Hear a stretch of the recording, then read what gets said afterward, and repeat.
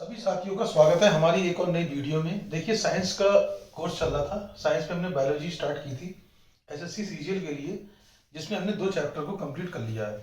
ठीक। तीसरा चैप्टर हमने स्टार्ट किया था नर्वस सिस्टम, जिसका पार्ट 1 हो चुका है। वो आप प्लेलिस्ट में जाके देख सकते हैं। आज इसका हम पार्ट 2 स्टार्ट कर रहे हैं। अगर सभी साथियों को वीडियो अच्छी लगे तो सब्सक्राइब कीजिएगा, शेयर कीजिएगा। देखिए, अगर बात करें, आज हमारा टॉपिक है ये तंत्र का पार्ट 2 है। इसमें हम पढ़ेंगे तंत्र के प्रकार। देखिए, इसके 3 प्रकार होते हैं। पहला होता है हमारा केंद्रीय तंत्र का तंत्र। केंद्रीय तंत्र का तंत्र, अगर इसकी बात करें तो हम इसे कहते हैं सेंट्रल नर्वस सिस्टम। क्या कहते हैं? सेंट्रल नर्वस सिस्टम, या इसे हम सीएनएस भी कह सकते हैं। ठीक है। दूसरा जो भाग होता है इसका, उसको हम कहते हैं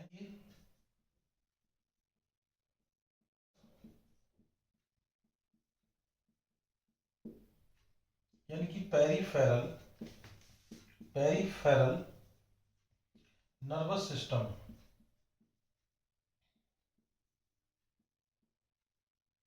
और जो तीसरा भाग है उसे हम कहते हैं स्वादीय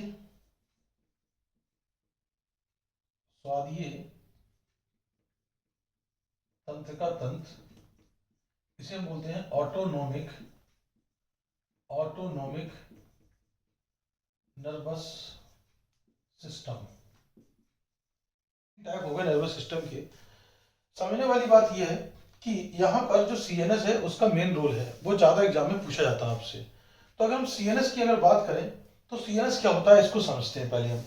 देखिए, सीएनएस क्या होता है। सीएनएस की अगर बात करें तो ये शरीर के, हम कह सकते हैं, अक्ष पर उपस्थित होता है। कहां पर उपस्थित होता है? अक्ष, यानी कि एक्सिस पर। ठीक है। किस पर उपस्थित होता है? एक्सिस पर। और इसे हम शरीर का सीपीयू कहते हैं, यानी कि इसे हम क्या कहते हैं? Central processing unit. क्या बोलेंगे? सेंट्रल प्रोसेसिंग यूनिट कहते हैं। मतलब केंद्रीय प्रसंस्करण इकाई। क्या बोलते हैं? केंद्रीय प्रसंस्करण इकाई कहते हैं। इसके 2 भाग होते हैं बेसिकली। देखिए, इसके कितने भाग होते हैं? 2 भाग होते हैं। इसके 2 भाग हैं। ये जो हमारा सीएनएस है, एक होता है आपका मस्तिष्क, जिसे हम कहते हैं ब्रेन, और एक होता है आपका रीढ़ की हड्डी, यानी कि स्पाइनल कॉर्ड। ठीक है। ये मोटा मोटा तो अभी हम इसको डिटेल में पढ़ेंगे। तो अगर सीनस की अगर बात करें समझने के लिए, भी मैं दोबारा इसको बताऊंगा आपको। सीनस को समझने के लिए हम कह सकते हैं ये अक्ष पर उपस्थित होता है, इसे सीपीयू कहते हैं। और मेन चीज, ये खुद को भी कंट्रोल करता है और पूरी बॉडी को भी कंट्रोल करता है। इसके 2 भाग होते हैं, एक मस्तिष्क और ब्रेन। तो पूरा जो चैप्टर हमारा डिपेंड है वो करता है मस्तिष्क पर, और मतलब ब्रेन पर और रीढ़ की हड्डी पर। उसमें से भी 90% जो एग्जाम में पूछता है वो मस्तिष्क से पूछता है। अब देखिए, परिधीय तंत्र की बात करें। देखिए, परिधीय तंत्र का मतलब ये है, जैसे ये ब्रेन है, ठीक है, ये ब्रेन है।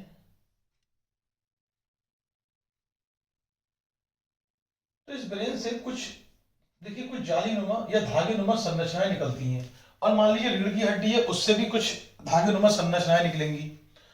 तो अब ये जो धागे नुमा संरचनाएं हैं ये बॉडी ऑर्गन पे जाके जुड़ेंगी। तो ये जो बीच वाला पार्ट है इसी को कहते हैं परिधीय तंत्र का तंत्र। मतलब कुछ ऐसी धागे नुमा संरचनाएं जो मस्तिष्क या रीढ़ की हड्डी से संदेश को या संकेत को या सिग्नल को दूसरे संवेदी अंगों तक भेजने का काम करती हैं। उन्हें हम क्या कहते हैं? परिधीय तंत्र का तंत्र कहते हैं। इसके देखिए 2 प्रकार होते हैं। अगर हम बात करें, इसके 2 प्रकार हैं। नंबर 1, 12 जोड़ी तंत्रिका कोशिकाएं। नंबर 1, 12 जोड़ी कपालीय तंत्रिका कोशिकाएं, यानी कि हम ये कह सकते हैं 12 pair of 12 pair of cranial nerve cells. कहने का मतलब ये है कि अगर परिधीय तंत्र की बात करें तो इसके दो प्रकार होते हैं, जिसमें पहला है 12 जोड़ी कपालीय तंत्र का कोशिकाएं। देखिए कपालीय का मतलब आपसे पूछेंगे, ये मस्तिष्क से जुड़ी होती हैं। ये किससे जुड़ी होती हैं? ये मस्तिष्क से जुड़ी होती हैं, मतलब कनेक्ट विथ ब्रेन। तो अगर आपसे पूछ ले कि मस्तिष्क से कितनी कपालीय तंत्र का कोशिकाएं निकलती हैं या जुड़ी होती हैं, तो आप कहेंगे 12 जोड़ी। दूसरा प्रकार होता है 31 जोड़ी मेरु तंत्र का कोशिकाएं। मेरु का मतलब है, देखिए, रीढ़ की हड्डी, जैसे मेरु रज्जु भी कहते हैं इसे, स्पाइनल कॉर्ड। आप बोलेंगे 31 pair of spinal nerve cells. तो आपसे पूछे कि रीढ़ की हड्डी से कितनी कितनी जो है मेरु तंत्र का कोशिकाएं या स्पाइनल नर्व सेल्स जुड़ी होती हैं, तो आप बोलेंगे 31 जोड़ी। आप बोलेंगे ये किससे जुड़ी होती है? ये रीढ़ की हड्डी से,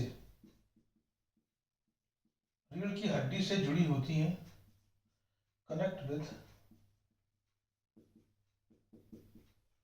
स्पाइनल कॉर्ड। यहां तक बात समझ में आई? तो आपसे पूछे परिधीय तंत्र के दो प्रकार हैं। नंबर एक 12 जोड़ी कपालीय तंत्र का कोशिकाएं, 12 pair of cranial nerve cells, ये मस्तिष्क से जुड़ी होती है। नंबर दो 31 जोड़ी मेरु तंत्र का कोशिकाएं, 31 pair of spine nerve cell, जो किससे जुड़ी थी? रीढ़ की हड्डी से। अब देखिए स्वादीय तंत्र की बात करें तो इसके भी दो प्रकार होते हैं। जैसे पहला आप बोलेंगे अनुकंपी। अनुकंपी तंत्र इसे कहते हैं सिंपैथिक नर्वस सिस्टम। और दूसरा होता है, देखिए साथियों, परानुकंपी। परानुकंपी तंत्र का तंत्र इसे बोलते हैं हम पैरासिम्पैथिक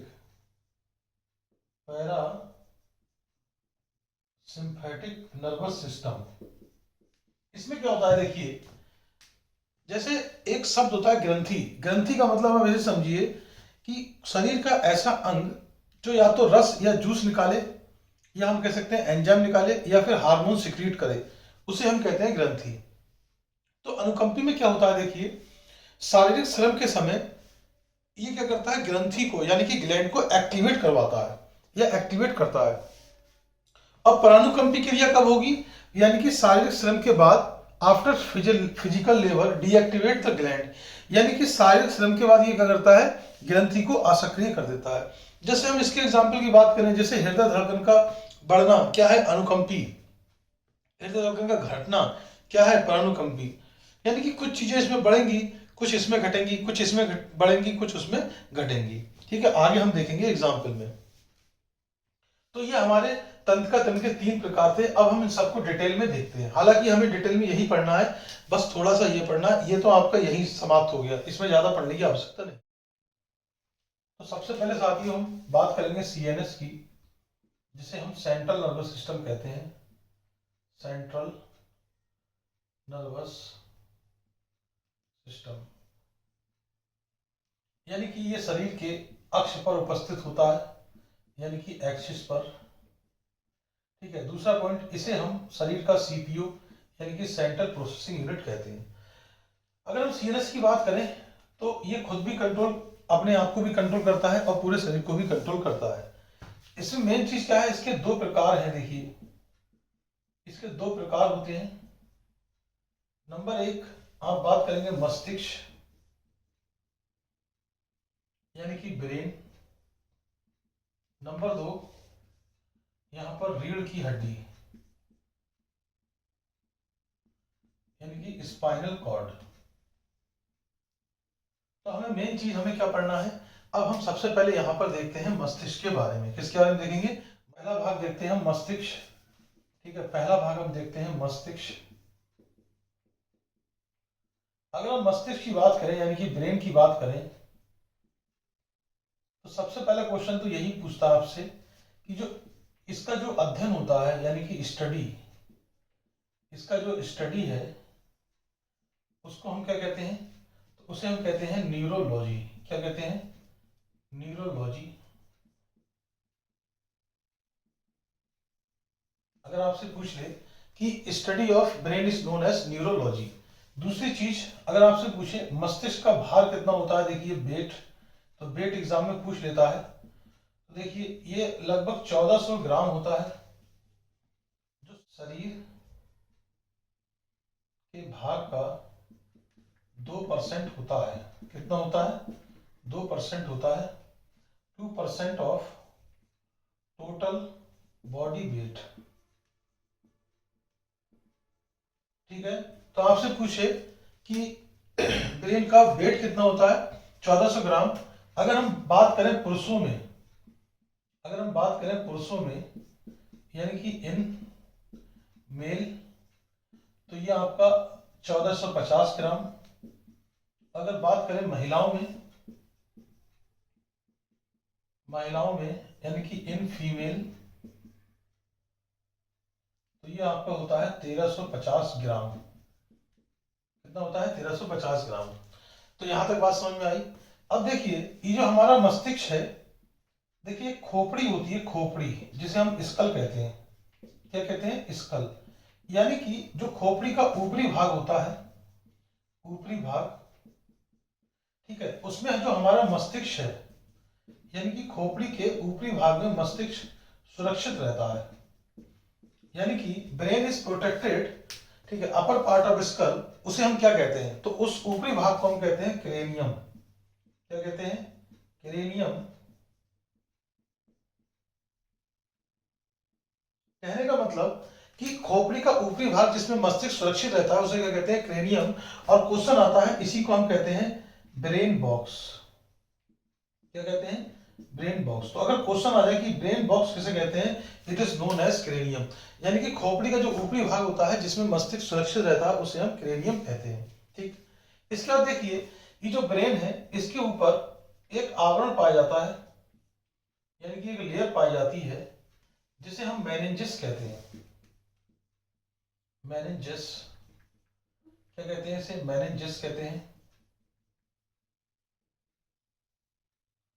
ठीक है, ये जो मेनिंजेस है ये 3 स्तर का बना होता है, यानी कि इसमें भी 3 लेयर होती हैं। एक देखिए, एक बाहरी यानी कि आउटर, एक आपकी मध्य यानी कि मिडिल, मिडिल लेयर होगी, एक आपकी होगी आंतरिक, एक आंतरिक यानी कि इनर लेयर भी होगी इसमें। मस्तिष्क है उसमें एक आवरण पाया जाता है जिसे मेनिंजेस कहते हैं, और इस मेनिंजेस 3 स्तर का बना होता है, ये 3 लेयर का बना होता है। सबसे बाहरी लेयर कहलाती है ड्यूरा मैटर, मध्य वाली लेयर कहलाती है एरेक्राइड, और जो सबसे आंतरिक लेयर है उसे कहते हैं पाया मैटर। ठीक है, अब देखिए ये जो मेनिंजेस है इसमें एक जीवाणु का संक्रमण हो जाता है, एक जीवाणु या बैक्टीरिया होता है, उसका क्या होता है? संक्रमण हो जाता है, यानी कि उसका इन्फेक्शन हो जाता है। उस जीवाणु का नाम क्या है? तो उसे कहते हैं नाइसेरिया, नाइसेरिया जीवाणु। क्या नाम है? नाइसेरिया जीवाणु, नाइसेरिया बैक्टीरिया। यानी कि मेनिंजेस जो लेयर है उसमें एक जीवाणु का संक्रमण हो जाता है, और उस जीवाणु का नाम क्या है? तो आप बोलेंगे नाइसेरिया जीवाणु। और इस जीवाणु से जो संक्रमण हुआ, उस बीमारी, जो बीमारी होती है इससे, जो बीमारी यानी कि जो डिसीज होगी उसे मेनिंजाइटिस कहते हैं। क्या कहते हैं? मेनिंजाइटिस। मेनिंजाइटिस भी लिखा होगा कहीं पे, ऐसे करके भी लिखा होगा मेनिंजाइटिस। ठीक है, तो जैसा अगर एग्जाम में मिले वैसा करेंगे। क्या बोलते हैं? Meningitis, meningitis. तो आपको ब्रेन के बारे में समझ में आया। सबसे पहले मैं इसका रिवीजन करा देता हूं एक बार। अगर आपसे पूछे मस्तिष्क के अध्ययन को हम क्या कहते हैं? न्यूरोलॉजी कहते हैं। इसका भार कितना होता है? 1450 ग्राम लगभग। ठीक है, जो शरीर के भार का 2%, total 2% of total body weight. अगर आपसे पुरुषों में पूछ ले स्पेशली तो 1450 ग्राम, महिलाओं में 1350 ग्राम। देखिए, खोपड़ी का ऊपरी भाग जिसमें मस्तिष्क सुरक्षित रहता है उसे क्रेनियम कहते हैं, और उसको बॉक्स, ब्रेन बॉक्स भी कहते हैं। यानी कि मस्तिष्क कहाँ पर सुरक्षित रहता है? खोपड़ी का ऊपरी भाग क्रेनियम में। मस्तिष्क के ऊपर एक लेयर पाई जाती है जिसे मेनिंजेस कहते हैं। ठीक है, इस मेनिंजेस की भी 3 लेयर होती है। सबसे बाहरी पार्ट जिसे हम ड्यूरा मैटर कहते हैं, बीच वाला स्तर क्या होता, मतलब 3 स्तर से बना होता है। बाहरी स्तर को हम या बाहरी लेयर कह सकते हैं ड्यूरा मैटर, मिडिल वाले लेयर या स्तर को एरेक्राइड, और सबसे आंतरिक वाले को हम क्या कहते हैं? पाया मैटर कहते हैं। अब ये देखिए, ये जो आवरण है मेनिंजेस, इसमें एक जीवाणु का इन्फेक्शन हो जाता है जिसका नाम है नाइसीरिया जीवाणु, और इससे जो बीमारी होगी उसे कहते हैं मेनिंजाइटिस। क्या कहते हैं? मेनिंजाइटिस। आज के लिए इतना ही। नेक्स्ट वीडियो में मिलेंगे हम टाइप्स ऑफ ब्रेन, और उसके डायग्राम को पूरा करेंगे, और फिर रीढ़ की हड्डी को भी देखेंगे। ठीक है, हो सकता है नेक्स्ट वीडियो में ये चैप्टर कंप्लीट हो जाए आपका। Thank you very much. अगर आपको वीडियो पसंद आया हो तो चैनल को सब्सक्राइब जरूर कीजिएगा, शेयर कीजिएगा, लाइक कीजिएगा। Thank you very much.